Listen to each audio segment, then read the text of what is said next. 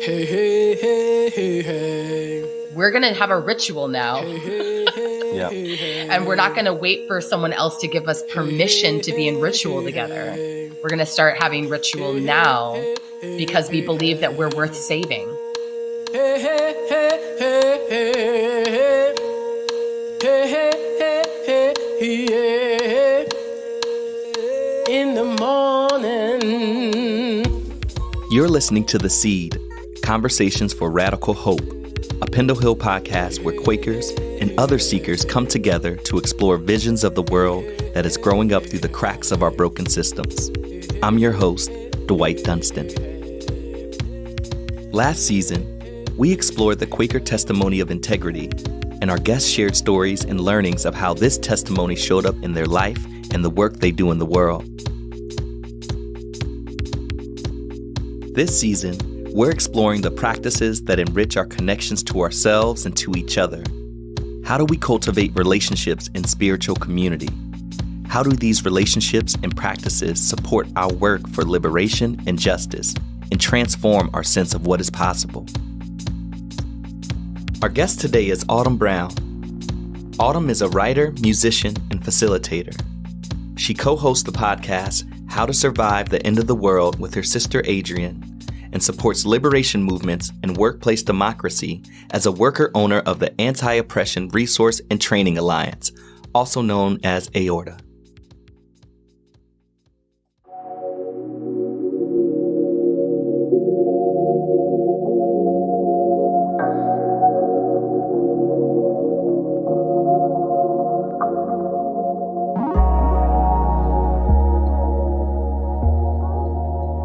Thank you so much, Autumn, for joining us on this season of The Seed, Conversations for Radical Hope.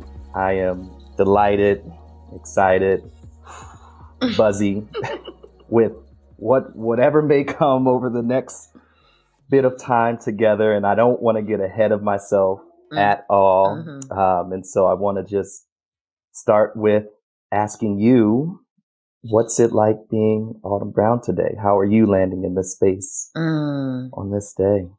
Well, I definitely feel like I am Autumn Browning right now. A week ago today, I started my sabbatical, something that's been on the horizon for almost 2 years. I was on a very long journey to come to this moment. And now I'm actually in the moment that I've been journeying towards for so long. And that very much informs how I'm arriving to this conversation today. The feeling that I'm experiencing over the last few days is one of unfurling and spreading. That's the language I would use to describe my current state. I'm so curious about many things, but just hearing you talk about, I heard 2 years to get to this moment, and perhaps even more before then. Any piece of that journey you want to talk about? How did you arrive to really cultivate and give yourself the time and space to take this sabbatical? I am a worker owner of a cooperative called AORTA, the Anti-Oppression Resource and Training Alliance.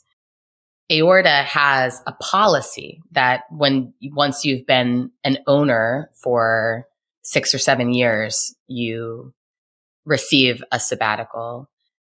Right now, I'm just in the gratitude of being a part of a democratic formation that truly values the sustainability of a human individual and all of the facets that each of us have. Yeah, there's this beautiful way that I'm hearing your ecosystem, your community pouring into you. And you pouring into you really taking this seriously for yourself. And I'm curious if there's other moments in your life where you really felt poured into by and nourished by a community, and how that maybe shifted your ideas of what's possible in your ecosystem or in our movements or in our relationships. I just had one of those experiences actually just this weekend. Over the weekend, I invited a group of people that I'm very close with, and all of whom have very depthful spiritual practices, into ritual with me to hold a space of ceremony. And so it really was quite literally inviting my community to pour into me in a very structured, ritualistic way, to speak words of power to me, to hear me name what it is that I'm manifesting in this time, and then reflect back to me that I have the capacity to manifest it. And it was an interesting experience because it was a couple of months ago that I realized that I needed a ceremony. And I had to work through some of my own negative stories about that being indulgent. I had to kind of confront the part of myself that felt like it was wrong to call attention to myself in relationship to something that feels deeply momentous to me. And, which is interesting. It's interesting the things that we imagine it's okay to call attention to ourselves for, and the things that we imagine are not. As I'm getting older, the things that I want attention and ritual around are not, they're just different now. When my divorce was completed in 2020, after that was over, I was like, I need a party. I hosted a virtual divorce party for myself where I like called people in to witness me in this like momentous transition I had made of completely changing my life. What I needed was a circle of ritual to witness what for me feels like a moment of rebirth.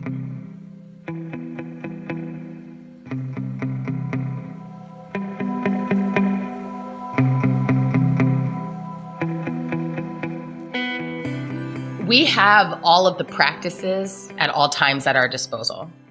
The practices that we need in order to have nourishment and community and that experience of being poured into, we have it available to us. Many of us will not avail ourselves of it because of the stories we've internalized inside of racial capitalism and white supremacy that that the very form of sacred practice we most need is not the one that we deserve. And then we're made to feel that some of the things that carry the most meaning for us internally are supposed to be carried out in private and not witnessed by community. Right. It's been a powerful part of my own soul and spiritual journey to say, I choose what forms I want to belong to, and I choose what events in my life I want to have witnessed and how I want to be witnessed. And that allows community to pour into me, because what I experienced this weekend was that every person who I invited to show up was delighted to be there. Just absolutely delighted. Everyone inside the experience of the ceremony got as much out of being there, I think, as I did. It's automatically reciprocal. Everyone's pouring into me, and then they're also receiving as a result of that. The thing that's rising up for me right now is around the pouring into your community being nourished also, and you cultivating ritual and sacredness around this transition for you. It makes me think about how we create the conditions of belonging in the spaces and places that we're a part of, and where it is afforded to us in our society or where it's stripped away from us. And I want to hold any space for just reflections you might have on thinking about belonging and how we come home, how we learn to come home to ourselves, how we learn to come home to one another, cultivating belonging through sacred practices, through rituals. Yeah, any things you want to share about that? Yeah, Dwight, thank you for this question. I've been thinking a lot about being lost and being found in relationship to this question of belonging. A significant part of the political work I've done over the last bunch of years has been centered around the concept of fugitivity and fugitive practice. Imagining what are the conditions of freedom? What are the conditions by which we make ourselves free or free ourselves? When I think about the actual encounter that a fugitive has with the world, it's like the actual encounter is one of saying, I don't know what freedom actually is. I just know that I have to get out of here. And that means that on some level, I have to make myself lost from what I know. As I've sat with that idea, the idea of being lost more and more, what comes to me and what has felt like it has come to me through my own life journey and spiritual practice is that it is in those moments of a profound sense of lostness that I am then able to be discovered. I'm able to be found by the people who know how to find me. That is belonging. To me, it's belonging is the experience of being found by people who know how to find you. And it does require a vulnerability to be able to acknowledge that you're lost or to be willing to be lost, you know. The thing that I've been thinking about more and more lately is that it also requires a sort of fortitude and strength. Under racial capitalism, many of us source a sense of belonging from being victims of this system. It is my opinion that that is not real belonging.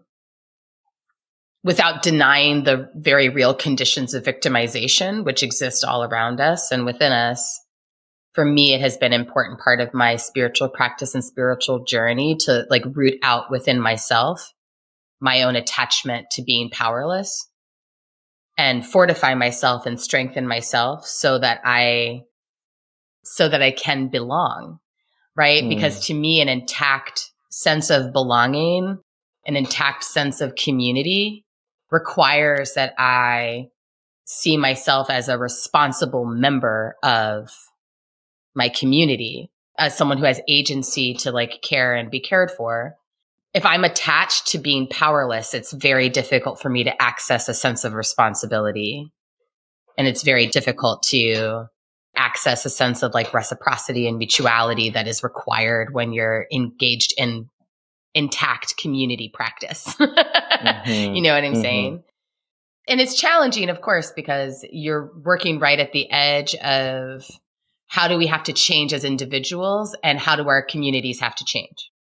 Our communities have to get better at recognizing the conditions of harm that cause us to feel so attached to our victimization. My therapist loves to talk about how we get very attached to being victims because we get gaslit by society and the harm we've experienced is not recognized by our society. So long as people are feeling gaslit by the world around them, they're going to be more and more attached to, this is my harm that I experienced. It needs to be visible. It needs to be seen. So that's where like community has to do a much better job of being able to bear witness to the reality of the pain that people are in. And then there's the interface or the interplay between community and individual. I think is that as individuals, we have to be willing to be witnessed and then to be changed as a result of being seen. You know, it's like, right. All right, if I've been witnessed and my pain is witnessed and my pain is seen, ideally means that there's a pathway towards a more intact life. Less bifurcated, less fractured.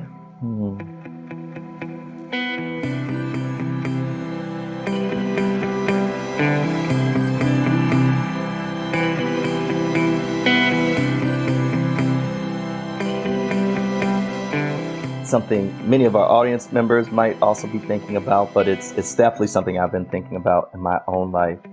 And that's the role / maybe a tool, maybe the practice of forgiveness. A dear friend, Reverend Retta Morgan, once said to me that there are some things in this lifetime that some of us will be able to forgive that others just can't. Yeah. And just that being true. Just curious how you think about forgiveness as a practice, maybe as a tool in our lives or in our movements. I love this framing from Retta of that there are some things that some of us will be able to forgive for, but others won't. Where that intersects with my way of thinking about this is the notion of what is on my spiritual path in this lifetime and what is on other people's spiritual paths. You know, like what is the spiritual work that I have the honor to do during this time that I'm on the planet. Because increasingly, I think of freedom work itself as a thing that I am spiritually honored to do as a part of my life's purpose. That it's not just about, I want to fix a problem so that I can have a better life. It's more like, oh, this is like a way that I get to very directly experience being alive, is by like working on ever more freedom. Well, okay, let me back up and first say forgiveness is something that was modeled in my immediate family as a core value. Particularly my mother, who is white, consistently modeled a willingness to forgive the, at times, very abhorrent behavior of her white family towards her, towards my father, towards us as her children, in order to be able to maintain a relationship. One of the things that she demonstrated to me is that that activity of forgiveness is not usually connected in any way to the other person's behavior. It's not contingent on the other person changing in any way. That is extremely countercultural to this moment that we are living through right now. Right? People don't even really talk about forgiveness right now. In our social movement context, the frame is more this term accountability that everyone uses, but no one seems to understand. It's like there's a real allergy, I think, to talking about the notion of forgiveness outside of spiritual community. I've always understood forgiveness as something that is not connected to a change in the other person. That forgiveness is connected primarily, first and foremost, to the extent to which I want to carry a burden of hatred inside me. And I often think about Martin Luther King's like very famous speech, the Love Your Enemy speech. But that specific line of when he says, I love you, I would rather die than hate you. To me, that is like the root of forgiveness as an act. Forgiveness as an activity is fundamentally about being able to recognize how toxic and poisonous it is to carry the burden of hatred within. It is critically important to forgiveness that it isn't contingent on, it doesn't hinge on the other person acknowledging what they've done. If it's a whole community that's responsible for harm, that it's not contingent on acknowledgement actually from anyone else. It's only contingent on acknowledgement from within myself. I know I carry this wound. I know I've been harmed. I can witness my own harm and say to myself that I do not want this to define my identity any longer. Because that's the incongruence to me, is the notion that the worst thing that's ever happened to me defines who I am.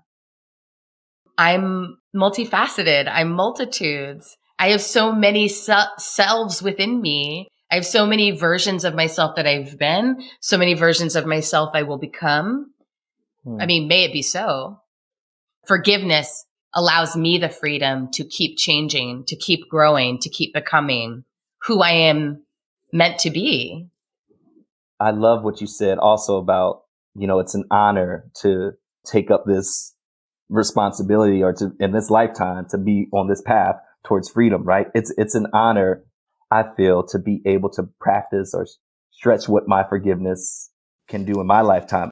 One of the things that I think can cause incongruence is that in our society, white people overvalue the notion of forgiveness, which is part of the gaslighting of whiteness and white supremacy, right? Is this overvaluing of the idea that like everything should be forgivable and that there's like an entitlement to being forgiven. But there's this superficial, shallow notion inside of whiteness of what forgiveness does. It can counteract what goodwill there might be towards being more forgiving. It counteracts it when people feel like they're entitled to it or they're owed it for whatever reasons there are. And it's like, and what I witness with white folks and inside of whiteness and white supremacy is that sense of entitlement to being forgiven fundamentally comes from like a self-loathing. It's like, I can't do it for myself. Someone else has to do it for me. Right. Mm-hmm. And so when I'm working with white folks around whiteness, it's always like your first and foremost responsibility is to be working on healing your own belonging wound, forgiving yourself. Yeah, just getting back to what you said earlier about creating those rituals. Like, what would a ritual look like for a group of white folks to, I don't know, make it sacred about coming and back to the coming home to ourselves, which we're all on a path to do, I feel like. And again, like I said at the very top of this conversation, the practices are available to us. It's not a matter of not having the practices, which isn't to say that we don't still have further work to do around recovering cultural practices that have been denied to us. There's always more that we can uncover, but the basics are with us because we're humans. We're humans with innate capacities for ritual and ceremony. We sing, we dance, we make symbols, we make meaning. That's what it is to be a human. Whatever we need in order to be able to make ritual together, we already have it. It's about will. It's about the will to gather people and the will to say, we're going to have a ritual now. And we're going to and we're not going to wait for someone else to give us permission to be in ritual together. We're going to start having ritual now because we believe that we're worth saving. Autumn, as we close our time together here, I would love to just hold a little space for any last things that are on your heart that you want to share, or as our listeners turn away from this episode, maybe there's a practice you want to invite them into that could support them on that journey of belonging or beginning to create ritual, or just want to keep it open for you, whatever's on your heart. One thing that's on my heart is love for you. The other thing I just wanted to name for listeners who are going off into the world being like, well, how would I make ritual? It's very simple to do. I just did it, right? And I didn't know exactly what it was going to be. The ingredients that made my ritual work for me were I invited only people who I knew had clean energy with me, right? People who wouldn't be bringing anything negative into the space, who were only relating to me with love and respect. That's one. I asked a friend to help facilitate the ceremony, and we met up together in advance to make a plan for what might happen. And then we just did it together. And then we ended with food. So those are the ingredients. Wow. Those three ingredients. People who love you, a friend to help, and a meal at the end. Yeah, you don't need a lot. Autumn, I am humbled, grateful, inspired by our time together. Aww. I thank you. Thank I thank you. your ancestors. I thank your ecosystem that nourishes you and pours into you. This honor you have to support all of us, including yourself, to get free. Thank you so much for being here. Thank you, Dwight. It's an honor to be on this show. Thank you so much for inviting me. Hey, hey, hey, hey, hey. Hey, hey, hey, hey, hey. The Seed is a project of Pendle Hill, a Quaker center open to all for spirit-led learning, retreat, and community. We're located in Wallingford, Pennsylvania, on the traditional territory of the Lenni-Lenape people.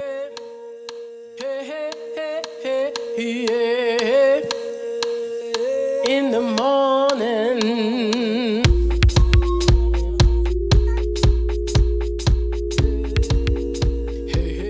Many of our guests are teachers, leaders, and speakers at Pendle Hill, and we host workshops, retreats, and lectures year-round. To learn more about upcoming programs, visit us at pendlehill.org/learn. This episode was produced and edited by Anna Hill, with production support and advising from Peterson Toscano.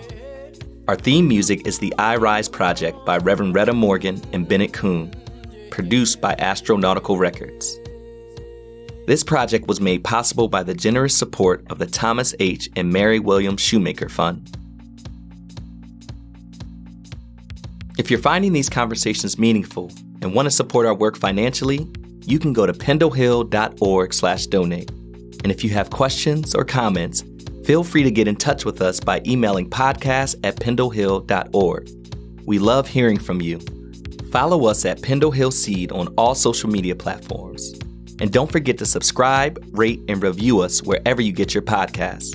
It helps us to continue planting these seeds.